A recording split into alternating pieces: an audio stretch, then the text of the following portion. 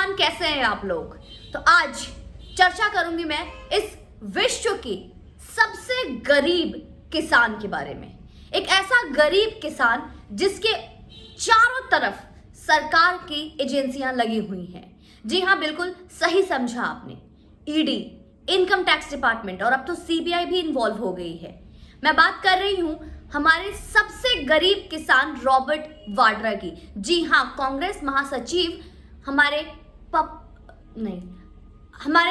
कांग्रेस के महासचिव राहुल गांधी के बहनोई, एक लौते बहनोई रॉबर्ट वाड्रा, जो कि सबसे गरीब किसान है इस विश्व के।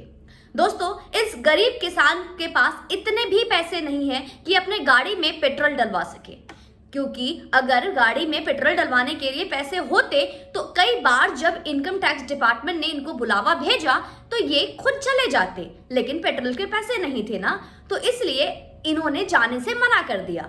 लेकिन इनकम टैक्स डिपार्टमेंट और हमारे माननीय प्रधानमंत्री कहाँ पीछे भागने वाले।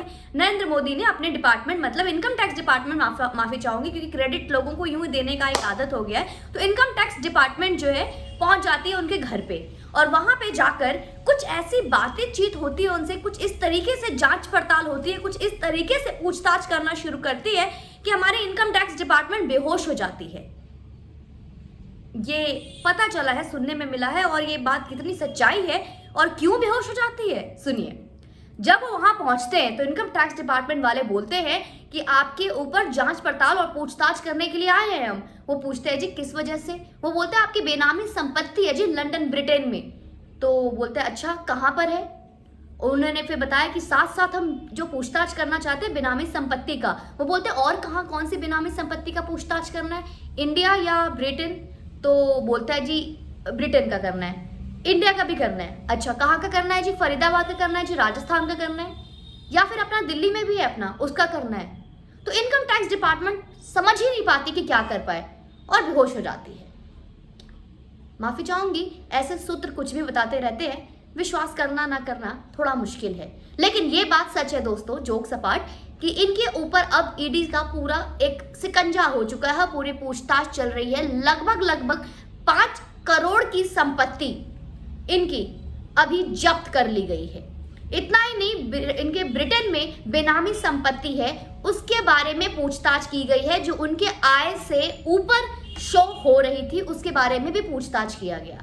लेकिन इनकी जो किसान का जो एक था ना, जैसे आप इनका देख लो, आप इनके जो हमारे राहुल बाबा हैं, वो इस तरीके से किसान के साथ है कि उन्होंने बोला कि हमारे भारत के किसान ठंड में ठिठुर रहे हैं, इतना परेशान है, और आप उनकी मेहनत की बनाई हुई रोटी खाओगे, सुकून से सोओगे, ये संभव नहीं है। इसलिए वो वापस इटली चले गए। अब वहां पे इटली किस लिए गए, वहां पे अंतरराष्ट्रीय जो इंटरनेशनल फार्मर्स है उनके सपोर्ट करने के लिए वहां पहुंच गए, क्योंकि यहाँ के किसान अभी ठंड में ठिठुर कर आंदोलन में बैठे हैं, तो उनकी मेहनत की रोटी तो खा नहीं सकते, उनका स्वाभिमान के खिलाफ है। इसलिए वो बाहर विदेश भ्रमण कर रहे हैं, इटली चले गए हैं ताकि वहां का पिज्जा खा सके।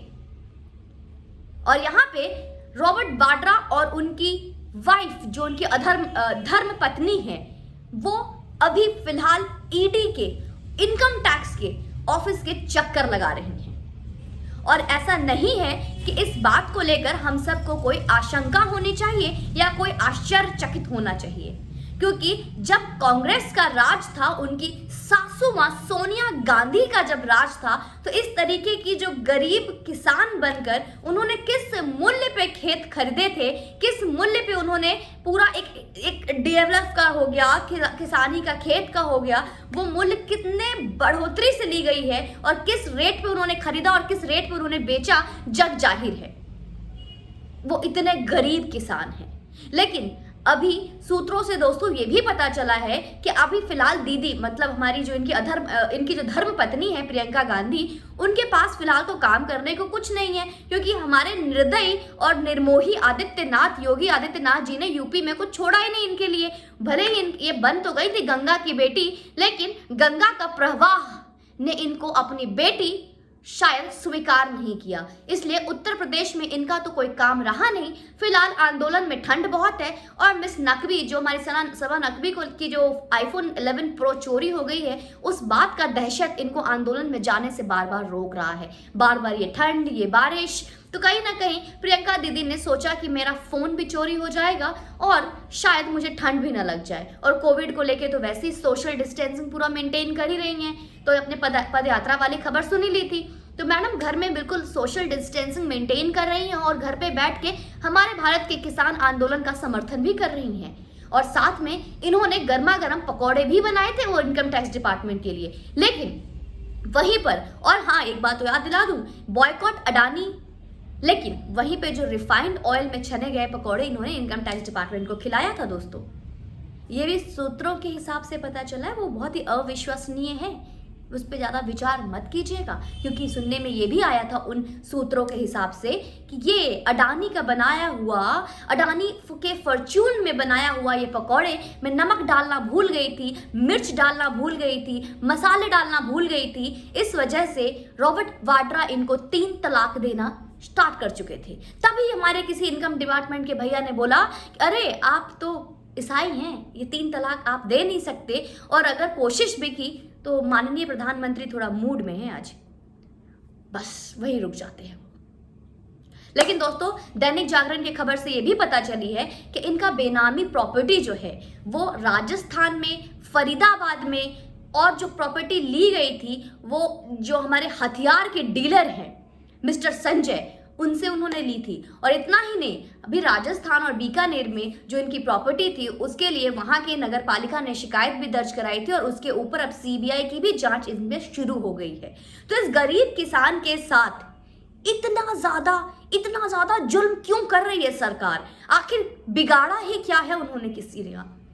बेचारा गरीब किसान इतना गरीब है कि वो अपने पैसे का पेट्रोल नहीं डला सकता, और इसलिए वो जान नहीं पाया, क्योंकि उनको पता था कि अभी इतने दिन से ईडी, इनकम टैक्स, सीबीआई, कोई एक बार सोचे तो सही इनके बारे में। इन सब चक्करों में आके बेचारे को रोज ईडी जाना पड़ता है, ईडी के ऑफिस जाना पड़ रहा है, इनकम टैक्स ऑफिस जाना पड़ रहा है। वो अपना काम कब करेंगे, खेती कब करेंगे? और जब खेती नहीं करेंगे तो उनको दिहाड़ी कहाँ से मिलेगी? दिहाड़ी नहीं मिलेगी तो रात की रूखी सूखी रोटी कैसे खाएंगे ये लोग? लेकिन हमारे निर्दयी सरकार, बीजेपी सरकार और ये हमारे माननीय प्रधानमंत्री कभी भी नहीं भला सोच सकते, कभी भी अच्छा नहीं कर सकते हमारे भारत के किसानों के साथ। दोस्तों आपसे एक बात पूछूं, ये लोग, ये जो बिचौलिए लोग हैं, ये जो वामपंथी लोग हैं, जो एक विशेष समुदाय है, ये स्पेशली उन लोगों का इस्तेमाल कर रही है, उन किसानों का इस्तेमाल कर रही है, उन किसानों का इस्तेमाल कर रही है, ठंड में उनके कंधे पे बंदूक रख के चला रही है।